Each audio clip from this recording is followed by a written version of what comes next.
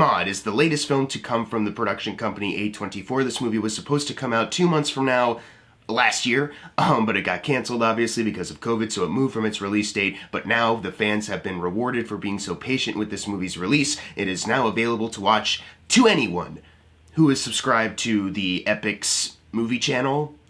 If that's not part of your TV bundle, then, you know, forget it. You gotta pirate it. It's really cool because now, instead of just having the A24 logo come up and other, like, smaller production companies' names come up, now they also have to put in a little title that says, an Epix original film.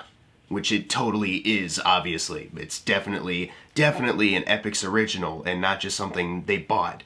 For some reason. That's kind of weird that it didn't go to like Netflix, Amazon Prime, Hulu, or any other streaming service that has a bigger name than Epix, but it went to Epix. I'm not really complaining. Obviously, you know, you gotta get released somehow, but just interesting. You have all these other options. It's kind of rare to see it just go to like a TV thing. But this movie is about a young caretaker named Maude, played by Morfydd Clark, who is working for this woman named Amanda, who used to be a dancer. Now she's kind of ravaged with cancer, and she is slowly dying. And Maude wants to save her soul because she is a believer in Christ. But her faith in Christ is a little more extreme. It makes her do and say certain things.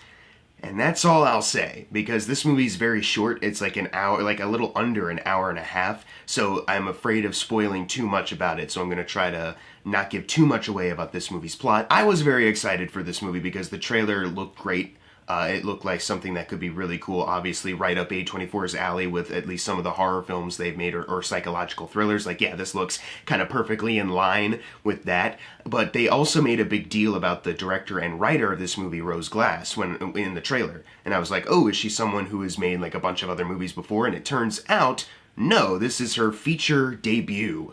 Which is honestly really shocking to me because a lot of this movie is handled so expertly, it feels like you're watching something that an auteur has already made like a couple movies and this is like just their latest one. Like a lot of A24 productions, the technical aspects are obviously on a very top level despite the movies obviously not having the big budgets that your modern blockbusters or even your slightly more high profile like indie dramas or horror movies go. They manage to make a lot of great stuff out of their minimal budget. The cinematography looks excellent. This is a beautiful movie to watch. The set design also looks great, and the lighting they choose, the color that they have for each shot makes everything stand out, makes everything interesting. And the way they incorporate it into the more horror aspects of this movie, you know, the way they play with shadows and darkness, you know, it's very good. The score by Adam Janatowski is honestly really incredible. You know, it's very eerie and a little haunting, but it's so enchanting all the same. It accompanies this movie so well. There's so much kind of build up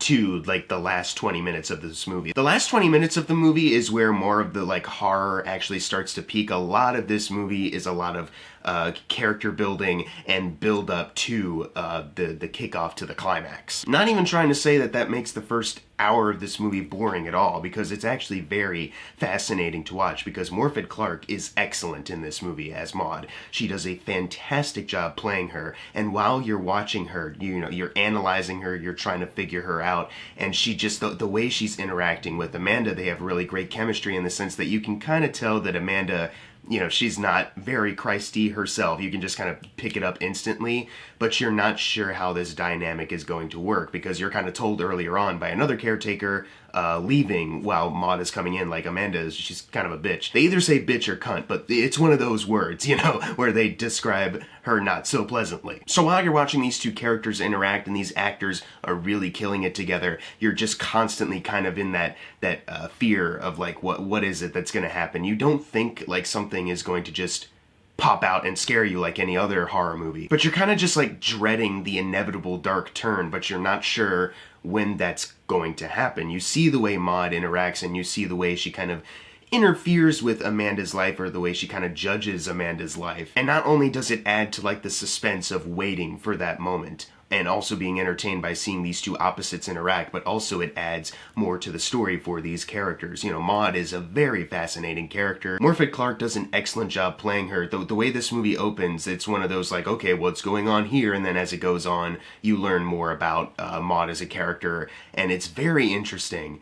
This movie, essentially, what I think is kind of trying to be about or trying to warn is unchecked trauma. Because Maud, when she was faced with some of the darkest moments of her life, instead of properly getting that checked, she instead turned to faith, which is something that a lot of people do. And you either turn out like two, maybe a couple more ways, but for this video, let's say two. You either are now a believer in Christ, but everything else about you is pretty normal, or you turn into a kooky believer in Christ, which is Maud. You know, her faith is now causing her to think ways and do certain things, not really just because of her faith, but also because of her emotional baggage with this horrific incident that happened to her. After this thing happened, she's constantly trying to find purpose. She's trying to explain how this happened, like what is part of the plan for me? What is the plan for me? What is my purpose here on this planet, God? And it's very fascinating to watch this movie. Without spoiling too much and trying to explain it the best I can, they incorporate certain things that she's believing into the story for you to see. And it's kind of nuts. I wasn't sitting there thinking like, oh yeah, I'm on Maud's side 100%. I'm believing just like Maud. It's one of those where you're watching and you actively kind of know like, yeah, this isn't good. This probably isn't all that it's set out to be. And it all builds to this ending that is quite incredible. Some people might say anticlimactic, but I honestly really loved it, because it's those last couple seconds that put everything into perspective. You know, it starts off as something kind of beautiful, and then it just quickly transforms into something horrific and startling right before they roll credits. It's really amazing what they're able to do with the imagery and the direction by Rose Glass. So all in all, I really love Saint Maud. I think Rose Glass has a really terrific career ahead of her if she keeps making movies along this line, or maybe even better. If I had to have one issue with this movie, I would say that I could have used just a bit more time in the beginning to flesh out the beginning, like the introduction of the characters of Amanda and Maud.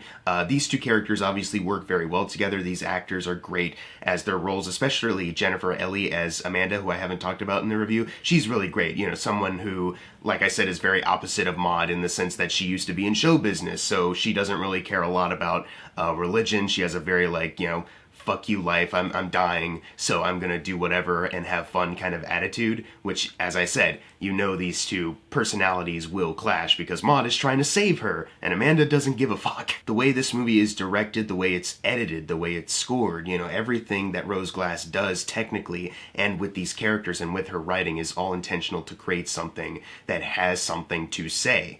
And I really love this movie for that. It's so far my favorite movie of 2021. I know that's not saying much because the year just started, and it's not like there's a lot of movies released like this time last year, because we hadn't hit March yet when everything shut down. But so more movies came out then. But I really, really love this movie. If you have Epix, please check it out. It is really worth your time, especially if you're a fan of A24 movies. I know some people might be like, well, if I'm not a fan of A24, I probably won't like it. I'd say still give it a shot just to see if this is something that's right up your alley. You know, I know it doesn't really become like a horror movie until a certain part later on.